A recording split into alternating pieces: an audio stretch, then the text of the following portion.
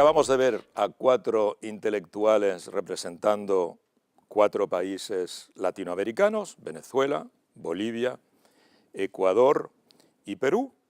Y ahora vamos a ver sobre la misma temática nuevas izquierdas y tradiciones populares en Europa, como precisamente 3 intelectuales europeos de Irlanda, de España y de Grecia abordan esta temática, es decir, en qué medida, digamos, para Martina Anderson, que representa el partido Sinn Féin, el partido independentista del norte de Irlanda, que fue una prisionera política, pasó más de 9 años en la cárcel, en qué medida estas tradiciones de lucha, bien, hoy día, en el marco de la crisis social que vive Europa, en el marco de la crisis social que afecta en particular a Irlanda, en qué medida las viejas luchas por la independencia de Irlanda hoy día se articulan con las nuevas luchas sociales por un país liberado, no ya de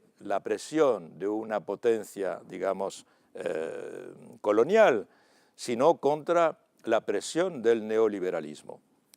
También tenemos la intervención de Konstantinos Tsoukalas. Konstantinos Tsoukalas es un parlamentario griego, profesor de filosofía, parlamentario, que representa aquí el partido Syriza, este partido dirigido por Alexis Tsipras, que acaba de ganar las elecciones en Grecia, con un programa también antineoliberal, y este programa hoy día se ve frenado por las presiones de las grandes potencias de la Unión Europea, que no quieren permitir a Syriza llevar a cabo una política ampliamente inspirada en lo que se ha hecho en América Latina, lo que los países, los gobiernos progresistas de América Latina han realizado aquí. Y por otra parte, tenemos a Germán Cano, que representa a Podemos, esta nueva formación política surgida hace apenas un año, un poco como emanación de lo que se llamó los indignados en España, y que también nos va a contar cómo las luchas en España, las luchas sociales en España, han permitido la aparición de este partido político que tiene vocación a gobernar España, lo cual sería evidentemente un cambio radical con respecto al gobierno actual. Así que escuchemos estas 3 intervenciones.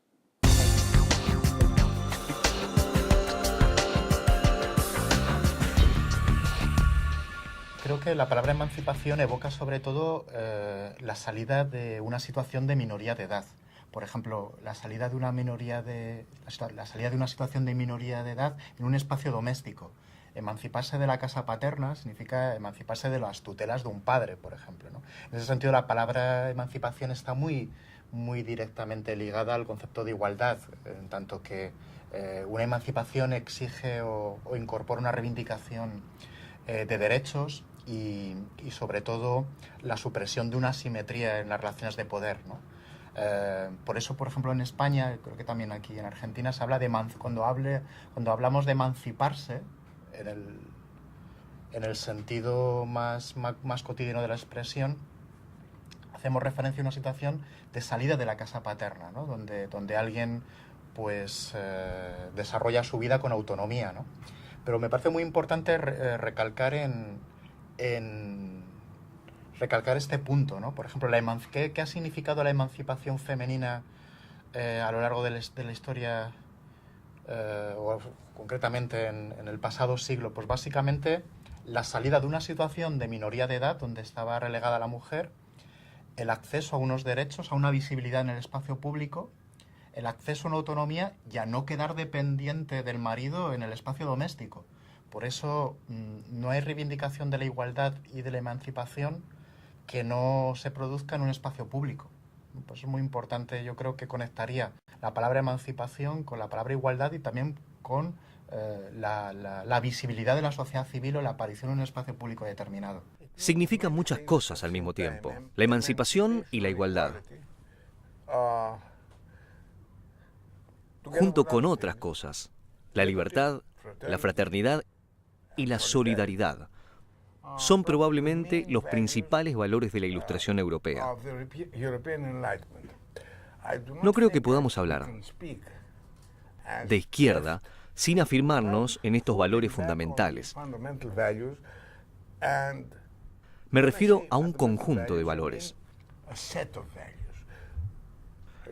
El problema de Grecia es que está entendiendo mal, o incluso peor que eso, está manipulando los cambios en el significado de estos valores, en el hecho de que han sido separados. El hecho real es que desde el siglo XIX se ha producido este hiato entre la noción de la libertad y la noción de igualdad. Es uno de los principios clave del pensamiento conservador y, por extensión, de la derecha política. Por eso creo que debemos volver a lo fundamental. Siendo este fundamentalismo el conjunto de valores integrados presentados por la Ilustración europea, y esto es específicamente europeo y occidental. Yo diría que este conjunto de valores no existen en la misma forma en otras culturas, y por eso es que creo en la izquierda como la concebimos. La izquierda de hoy en día, como la hemos concebido en los últimos 200 años, está por definición muy relacionada con los valores integrados que incluyen emancipación, igualdad y también libertad. Las tres regiones, los tres países han sido de los más afectados por las brutales políticas de ajuste de la famosa troika de los organismos internacionales europeos.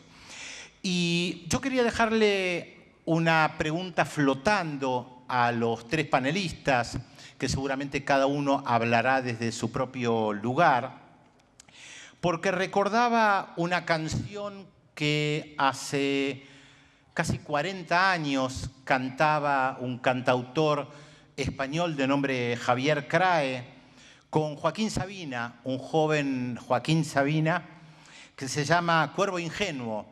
Y en esa canción Javier Crae interpelaba a Felipe González porque le decía que Felipe González iba a sacar a España de la OTAN si ganaba, y sin embargo Javier Crae le decía: hombre blanco, hablar por lengua de serpiente, tirar millones al comprar aviones en lugar de recortar el mejor cliente de Estados Unidos. ¿Y por qué menciono la canción de Javier Crae con Joaquín Sabina, que tiene tantos años? Porque hace pocos meses atrás Javier Crae cantó en público esa canción con Pablo Iglesias, el principal referente de Podemos. Y entonces, claro, la pregunta que uno podría hacerle a Pablo Iglesias es la misma que le puede hacer a Alexis Tsipras o a los compañeros del Sinn Féin. ¿Hay que respetar todo aquello que dicen? ¿Se puede salir de la OTAN? ¿Hay efectivamente un plan alternativo? ¿O terminamos cumpliendo con aquellos mandatos que dicen que hay que hacer porque no hay una vía alternativa? Y creo que los tres panelistas de hoy lo que tratan de presentar es justamente una vía alternativa, y que creo que es un lujo que nosotros podamos escuchar en esta ocasión y tener efectivamente la posibilidad de escuchar a un compañero griego de Syriza, que creo que es un lujo para todos.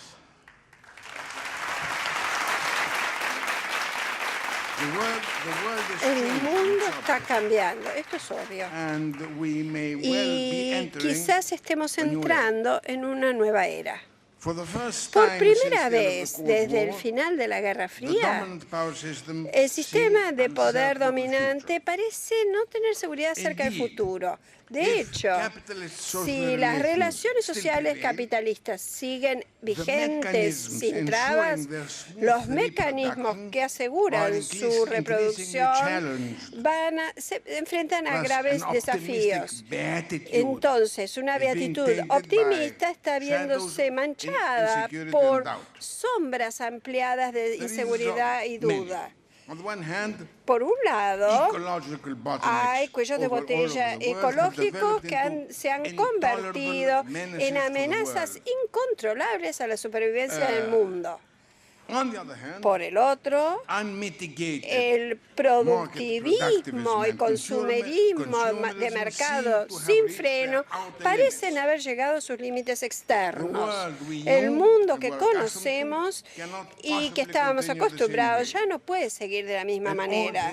Y todo esto es dramáticamente nuevo. Dentro de este nuevo contexto, creo que todos estamos obligados a repensar la manera en que entendemos el mundo que nos rodea. Y entonces tenemos que... Y repensar significa reideologizar, reordenar nuestras ideas, básicamente en contra de la desideologización neoliberal de todos los temas. De hecho, las reglas de la competencia, productividad y la racionalización optimizada eran consideradas universalmente como válidas históricamente. Y la acción política, el sistema político y la política era restringida a un papel subalterno y dependiente. De hecho, esto es lo que es el consenso de Washington. Se dio por sentado que el progreso universal dependía del pleno respeto de las limitaciones objetivas resultantes del mercado libre. No puede haber una alternativa plausible. Esto es lo que el TINA de Thatcher implica, es decir, una devaluación estructural de lo político. La política ha resurgido. Pero no es todo. Ahora es evidente que la lucha política de aquí en más debe estar integrada dentro de un denominador común cultural y moral. La esperanza de un mundo mejor es ahora consubstancial con el mantenimiento de una profundización de la democracia. Y esto es nuevo. Las formas representativas deben ser defendidas escrupulosamente, aun si esto implique que también tengamos que buscar nuevas formas de representación y de democracia directa. Pero el sistema democrático liberal debe mantenerse intacto. La historia nos ha enseñado que los derechos humanos, la representación y el Estado de Derecho deben defenderse a todo costo. Los derechos básicos, lo hemos sabido desde el principio: libertad, igualdad, fraternidad, justicia y solidaridad deben ser consideradas como inseparables, tanto desde el punto de vista normativo como institucional. Por ende, el rechazo explícito de toda forma de autoritarismo centralizado, ni mencionar el totalitarismo y la violencia política organizada. Pero irónicamente parece que estamos volviendo a un concepto que el primero que mencionó fue Abraham Lincoln. Necesitamos un gobierno del pueblo, por el pueblo y para el pueblo.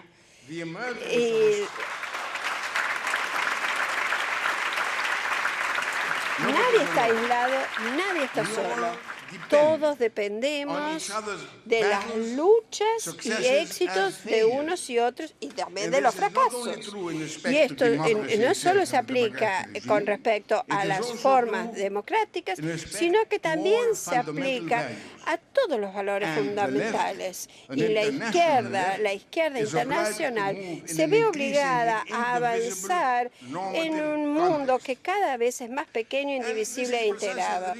Y este es el motivo por el cual las regiones, los continentes y las entidades socioculturales establecidas históricamente tienen un nuevo papel histórico, y esto se aplica especialmente para dos regiones del mundo. En primer lugar, América Latina, y en segundo lugar, Europa, especialmente Europa meridional, que comparten una serie de factores comunes. En ambos casos, la importancia simbólica de la lucha de clases sigue vigente. En ambos casos, la izquierda está impregnada por los valores éticos internalizados que planteó el iluminismo europeo. En ambos casos, la cultura y las lenguas dominantes provienen de la misma tradición y en ambos casos los antagonismos políticos han llevado a la larga a la instalación de terribles dictaduras, espantosas represiones y en algunos casos guerras civiles. Por lo tanto, no es casualidad que tanto América Latina como Europa Meridional, en ambas regiones, surgen nuevos proyectos orientados hacia la izquierda y tienen nuevos éxitos. Las nuevas formas de integración colectiva en el mundo tratan de perseguirse, se están experimentando con nuevos modelos de cooperación internacional y se están considerando nuevos métodos de coordinación política. Insisto en la parte de consideración y cooperación. Insisto con América Latina porque es la primera vez en la historia que se está concibiendo un modelo social alternativo y que se está implementando a nivel continental. Creo que es la primera vez que el equilibrio internacional de fuerzas se ve desafiado por medio de las iniciativas comunes concebidas a nivel regional. Ahora, el tratamiento ilógico de la deuda argentina es solo el ejemplo más reciente de esta tiranía dominante. Pero más elocuente es el caso de Grecia. De hecho, tenemos que tener en cuenta que Grecia está en la eurozona, el sistema monetario europeo común. No puede, por lo tanto, no puede haber decisiones monetarias nacionales unilaterales. La terapia de shock debe ser considerada e impuesta de diferente manera. La redistribución sistemática de la riqueza a favor del capital, el desmantelamiento del estado de bienestar, la reducción de salarios y la racionalización de las relaciones laborales ahora tiene que tener lugar internamente. Esto es lo que se llama devaluación interna precisamente. Todos los pequeños países vulnerables que pertenecen a uniones más grandes deben estar sujetos al nuevo dogma de la austeridad. Y en principio no pueden salirse del sistema libremente ni expresar sus objeciones. Tienen que sucumbir. Esta es la teoría. Ahora, Grecia fue el primer país en pagar este precio enorme de este reajuste brutal neoliberal. En 4 años nada más, un país moderadamente próspero fue puesto de rodillas. Las tasas de desempleo ascendieron a 25-30% de la fuerza laboral total y esta tasa dentro de la generación más joven llegó a 50-60%. La pobreza absoluta ha inundado el 35% de la población. Las jubilaciones, los salarios se han reducido en un 50%. Más de la mitad de las pequeñas empresas han sido conducidas a su quiebra. Y la gente está desesperada o si puedes huye del país. No es al azar que de acuerdo con las últimas estimaciones, 180.000 graduados altamente especializados, la mayoría de ellos con un doctorado, han sido obligados a emigrar. Es enorme el número si uno piensa que es el 5% de la población activa. Grecia está siendo privada de sus mejores talentos jóvenes. La imagen es catastrófica. Y los efectos son terribles. Deleterios son terribles. La falta de de techo, la mendicidad son endémicas. Las tasas de suicidio han aumentado, la expectativa de vida está declinando. Cada vez más niños de edad escolar sufren síntomas de desnutrición severa y los trastornos mentales psiquiátricos han llegado a proporciones alarmantes. De hecho, es la primera vez que yo recuerde que un país europeo tenga que enfrentar una crisis humanitaria de esta talla en un tiempo de paz. 4 años fueron suficientes para que todo el país fuera destruido. Por lo tanto, no es un accidente que la tarea real de la Unión Europea, del Banco Central Europeo y del Fondo Monetario Internacional sea asfixiar literalmente a la economía griega y que esté tomando lugar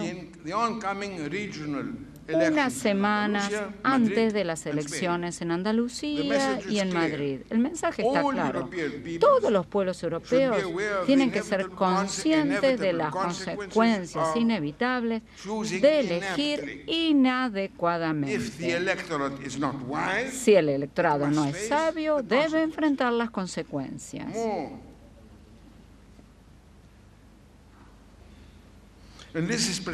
Y esto es precisamente la quinta esencia de la nueva catastrología tecnócrata que se ha adoptado en Bruselas, no solo en Bruselas. El sentido común debe ser la regla. Bueno, camaradas y amigos, estoy terminando, pero estamos todos juntos batallando contra el neoliberalismo y la austeridad dogmática. Debemos luchar contra la austeridad, debemos luchar contra las ganancias, el sentido común neoliberal. No tenemos otra opción y no tenemos otra forma de seguir. Obviamente, la historia es irónica, incierta y cruel a veces. No podemos tener la certeza de ganar. Muy lejos de ello. Cuanto más cuando las fuerzas oscuras del nacionalismo, de la ultraderecha, incluso el neofascismo, parecen estar acechando ahí en las sombras.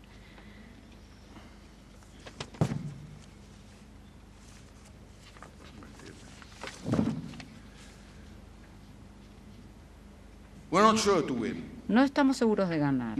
El capitalismo neoliberal no habla de su última palabra, pero si no ganamos, es toda la civilización occidental la que puede estar amenazada de extinción. Por lo tanto, estamos obligados a luchar y somos optimistas porque optimismo es sinónimo de racionalidad. Por primera vez, de hecho, las tendencias históricas parecen estar visiblemente involucradas a nuestro favor. Cada vez más lo están aquellos que demandan democracia, autonomía política, justicia social y soberanía popular al mismo tiempo.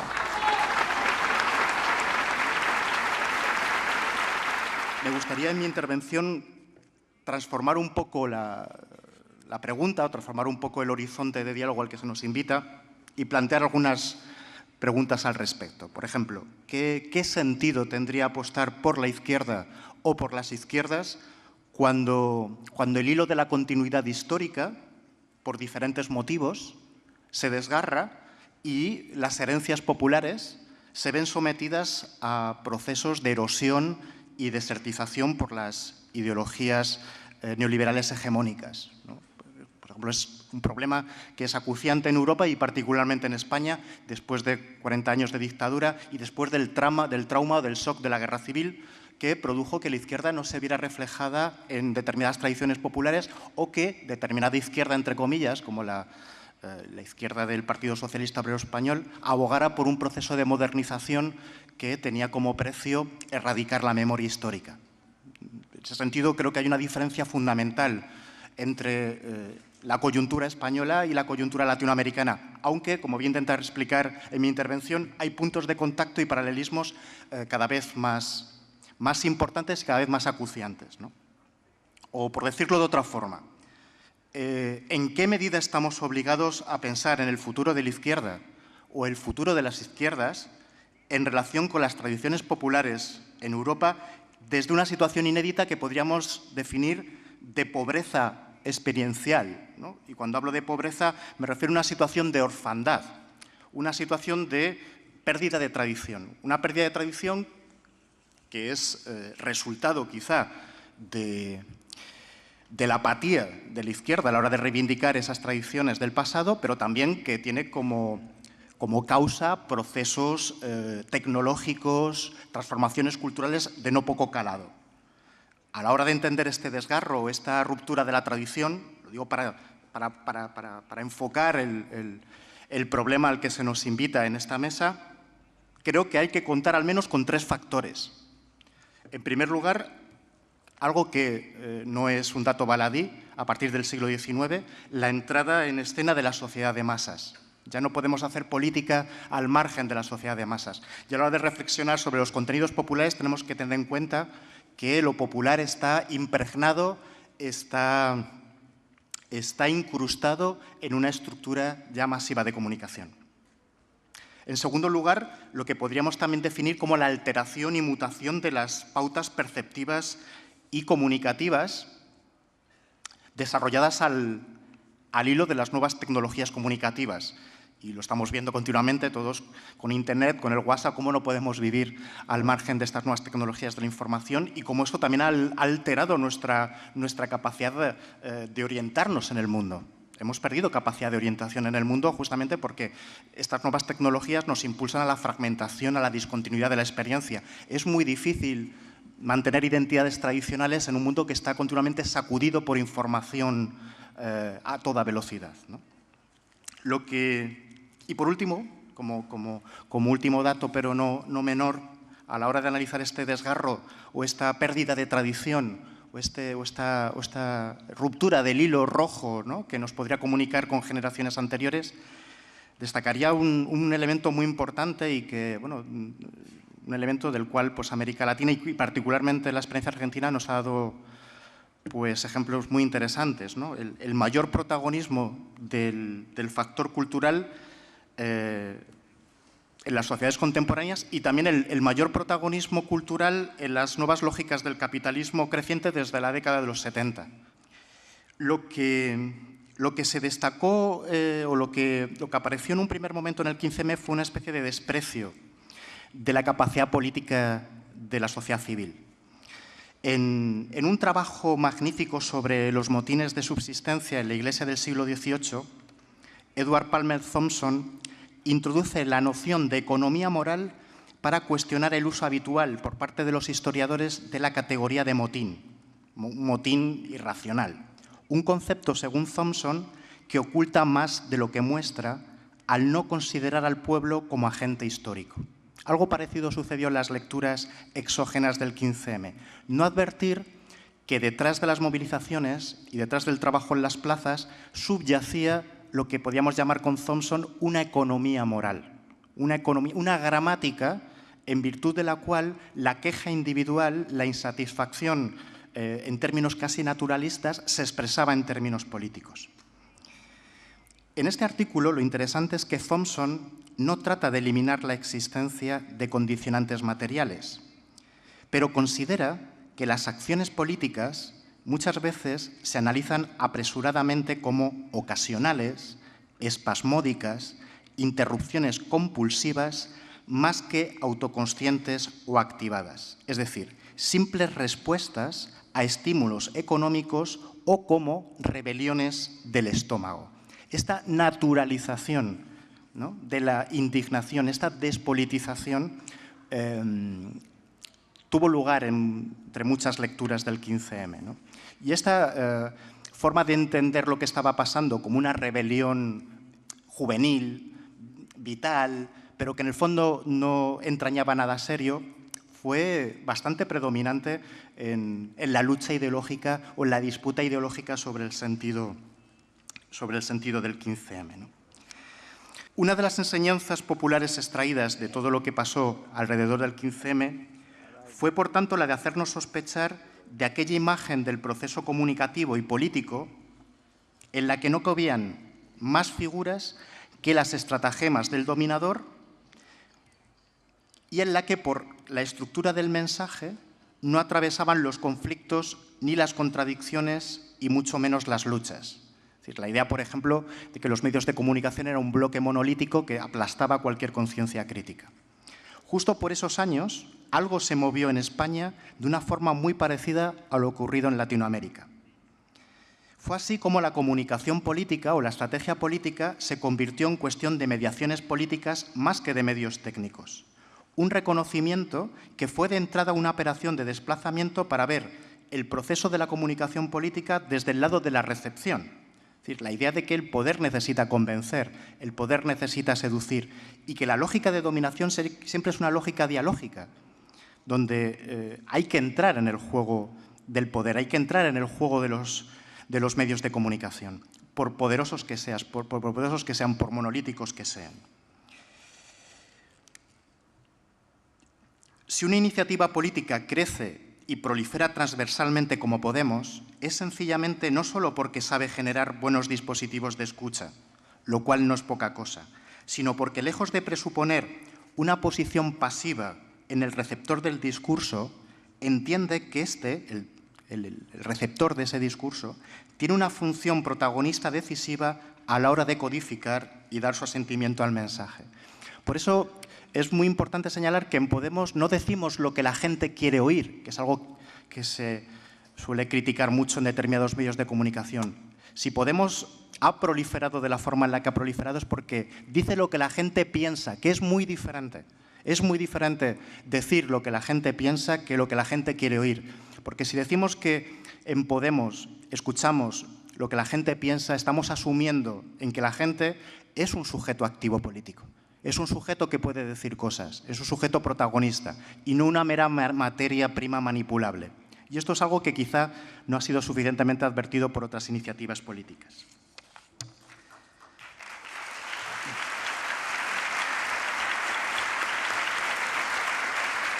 Voy terminando. Hay que reconocerlo. En España, la presencia e intensidad de los afectos en la política latinoamericana se ha interpretado y sigue interpretando muchas veces no como una forma diferente de praxis política, sino en el sentido de un inveterado obstáculo, pobre, anacrónico, en el paso necesario de la barbarie a la civilización. Esto también es consecuencia de la obsesión por la modernización que nos entró a los españoles desde los años 80. En esa medida, Latinoamérica se vio algo en el sentido común, afortunadamente esto yo creo que está cambiando, como algo que nada tenía que enseñarnos. Esta es la razón por la que la desafección y el cinismo políticos españoles han sido estimados como un signo de distinción. Hemos sido muy cínicos y hemos sido muy snobs en las últimas décadas en España. Sin embargo, en relación con el desplazamiento del sentido común ocasionado tras el 15M, Podemos nos está mostrando que en Europa también es necesario apelar a una dimensión afectiva, imprescindible para la configuración de un nuevo tejido social y una nueva praxis política. Puede, por tanto, que el debate político de España en los próximos tiempos se debata entre dar una nueva oportunidad a esta lógica de la distinción, y estoy pensando en una iniciativa como Ciudadanos, o ahondar en una política plebeya y una política popular. Ese quizás sea el futuro próximo de España en los últimos tiempos. Porque el problema quizá ya, como están advirtiendo las élites, no es tanto lo viejo contra lo nuevo, sino lo nuevo que se vehicula o que cristaliza en una nueva lógica subjetiva popular o en lo nuevo que trata de legitimar el statu quo. Esta es, digamos, la opción interesante que puede aparecer en España en los próximos tiempos. Somos conscientes de que preguntarse por la dimensión afectiva del pueblo es entrar en un terreno muy espinoso. Nos acerca a un problema estético-político, en tanto que se vincula con una dimensión sensible, a saber, el papel de los afectos a la hora de construir una hegemonía política. Termino ya con un ejemplo, ¿no?, que tuvo lugar la pasada semana. En Podemos Cultura nos acercamos a Valencia para reflexionar sobre un acontecimiento popular como las fallas en Valencia. Si no conocéis, las fallas son una fiesta muy popular en esa zona donde pues, se queman ninots o se queman muñecos que construyen pues, asociaciones o artesanos a lo largo del año, ¿no? En un documental que aparecía en torno a las fallas en esos días y que nosotros pudimos ver, se planteaba cómo las fallas, en tanto que reivindicación cultural, en los años 30 fue objeto de propaganda por parte de los dos lados, ¿no? Por parte del bando republicano y por parte del bando franquista, ¿no? Tanto los franquistas como los republicanos veían que la cultura popular tenía algo que decir, algo que decir sobre la política y que era un momento de construcción popular importantísimo, ¿no? Desgraciadamente, lo que ha pasado en España es que esas fiestas, esa tradición popular, se ha abandonado por parte de la izquierda. No ha habido mucha gente que, por ejemplo, en Valencia haya defendido las fallas o la cultura popular desde una posición de izquierda. Y eso ha dejado el terreno abonado a la derecha, quien sí que ha hegemonizado una fiesta como las fallas. Curiosamente, en ese documental, y con esto ya termino, se planteaban dos estrategias comunicativas y dos estrategias populares a la hora de acercarse a las fallas. La lógica franquista trataba de utilizar las fallas para dar miedo y por ello pues, construía enormes ninots donde aparecía la hidra roja, el peligro del comunismo, pero la estrategia comunicativa era generar miedo. Mientras que la interpretación popular de las fallas por parte de la izquierda republicana fue entender las fallas como algo, digamos, que representa al pueblo en su vertiente más satírica, en su vertiente más solidaria, planteando valores como la corporalidad, la sensualidad, la desmitificación del poder,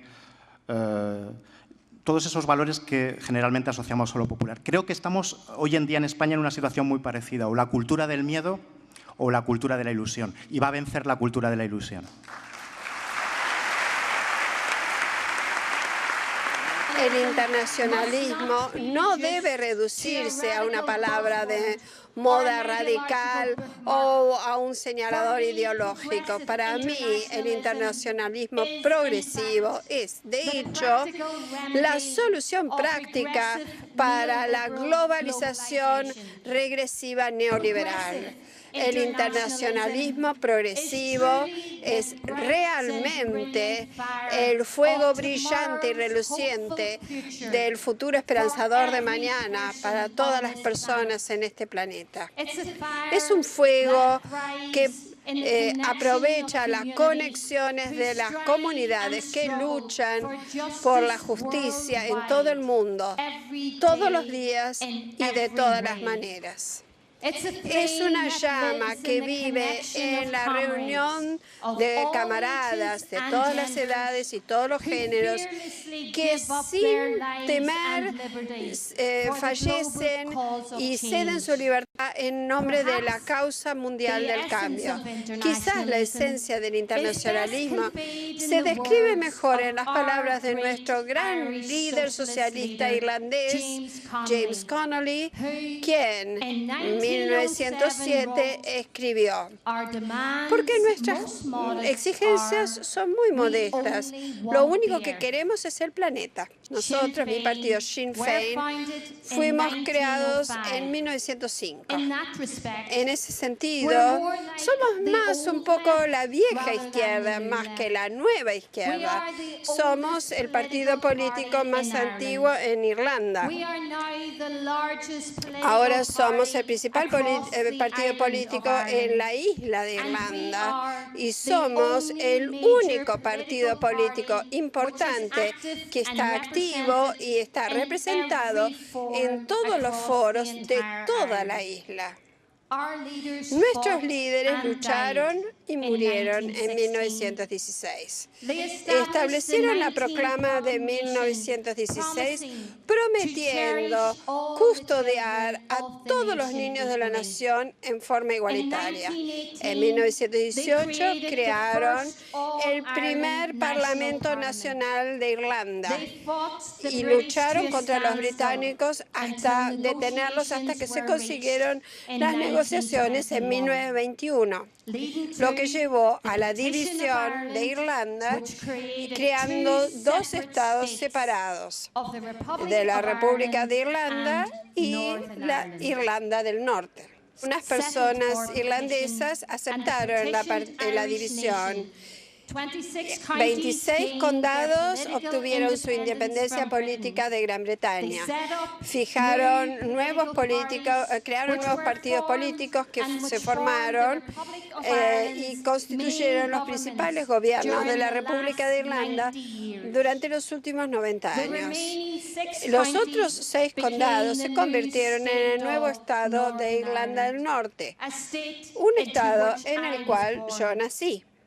Irlanda del Norte, como yo la llamo, como republicana, el norte de Irlanda quedó en manos británicas para proteger los intereses económicos, políticos y de seguridad y sectarios en Irlanda.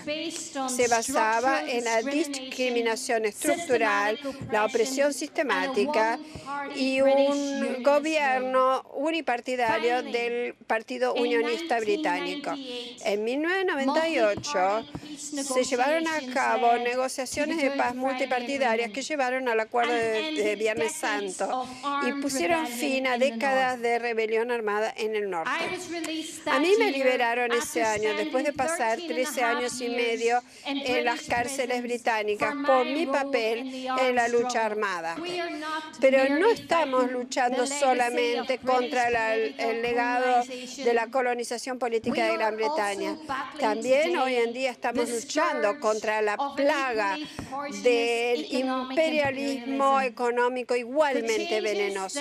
Los cambios que los republicanos irlandeses han logrado para luchar contra la colonización política ahora inspiran las esperanzas de toda una nación insular. Ciudadanos que en décadas recientes eran sacrificados en el altar de la codicia internacional y la economía neoliberal. Nosotros en Sinn Féin estamos liderando el cambio en ambas jurisdicciones políticas de los estados divididos de Irlanda. Ambos han sido dañados por la economía capitalista conservadora. Nosotros somos el único partido político en la izquierda europea que está luchando simultáneamente el programa de austeridad y en 2 instituciones políticas separadas, en 2 estados distintos, con 2 divisas distintas y en una sola isla, al tiempo que promovemos constantemente un proceso de paz, de transición permanente, alejándonos del conflicto armado. La privatización de los servicios públicos y la soberanía política forman la espina dorsal del programa desastroso de rescate europeo de Troika.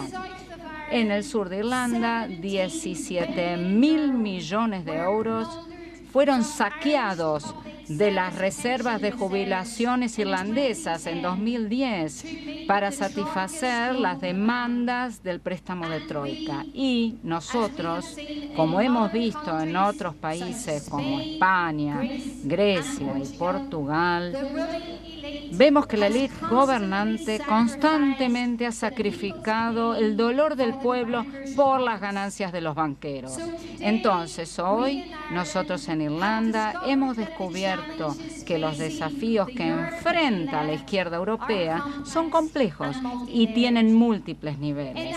En términos ideológicos, la izquierda europea debe abrazar su responsabilidad colectiva para enfrentar la agenda de austeridad del capitalismo conservador y neoliberal.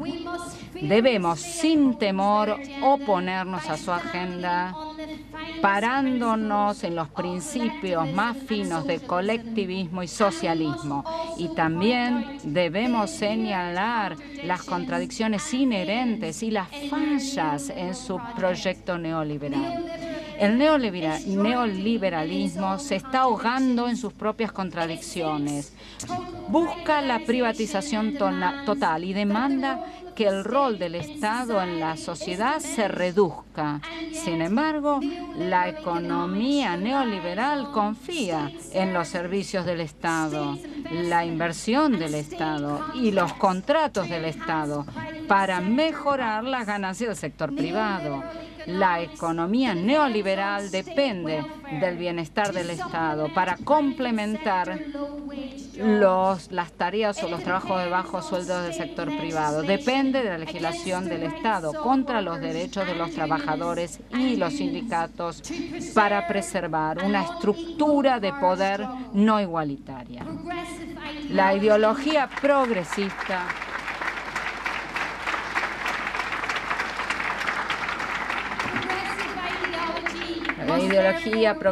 por lo tanto, se tiene que concentrar en el uso del Estado para respaldar los derechos de los trabajadores, ejecutar mecanismos de igualdad y restringir la persecución de las ganancias que no sean a costa de los trabajadores. En términos políticos debemos tratar de con confianza y convicción oponernos a estas malas tendencias. Nuestras posiciones políticas tienen que estar basadas en el desarrollo detallado y comprensión de las políticas prácticas que transformen las estructuras del Estado, con base en modelos económicos sustentables. Esos modelos que construyen el crecimiento económico sobre la base de entregar resultados de política social progresista. Tenemos la agenda alternativa. Ahora necesitamos la confianza para definir constantemente y redefinir y refinar cómo prácticamente vamos a implementar los cambios necesarios. En particular, la izquierda europea debe oponerse fuertemente a la Asociación Transatlántica para el Comercio y la Inversión entre la Unión Europea y los Estados Unidos, conocida como ATCI.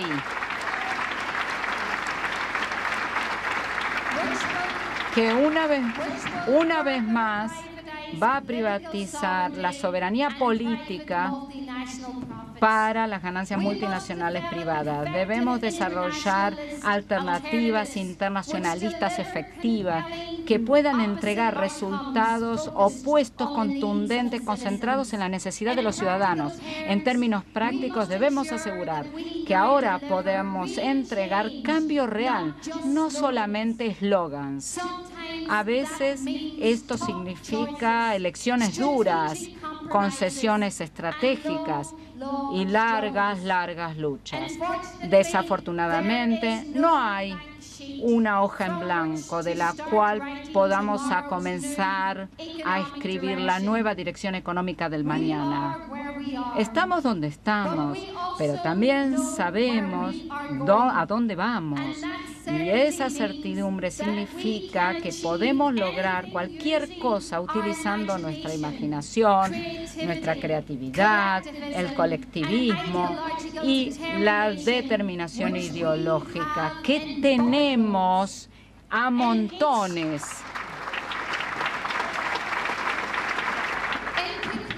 Para concluir, quiero dejarlos con unas palabras escritas por un poeta republicano irlandés, un luchador del IRA, y Bobby Sands, que hizo una huelga de hambre, que murió en la huelga de hambre.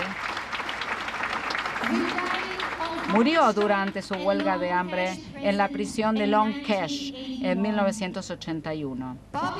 Bobby Sands escribió un diario para los primeros 17 días de su huelga de hambre de 66 días por estado político, por condición política. Su pasaje para el mañana, decía para mañana, 14 de marzo de 1981, hace eco de palabras que también deberían hacer eco de luchas internacionales colectivas, de justicia, emancipación e igualdad en esta misma sala. Él dijo, y cito, todos, republicanos o no, tenemos un rol que jugar. Ningún rol es demasiado grande ni demasiado pequeña, nadie es demasiado viejo ni demasiado joven para hacer algo. Hay tanto que hacer que ninguna porción selecta o pequeña podría hacerlo solo. Solo la masa más extensa de la nación irlandesa asegurará el logro de la República Socialista, y eso solo puede lograrse con trabajo duro y sacrificio. Bueno, trabajo duro y sacrificio en Grecia se llama Syriza, en España Podemos y en Irlanda se llama Sinn Féin. Muchísimas gracias.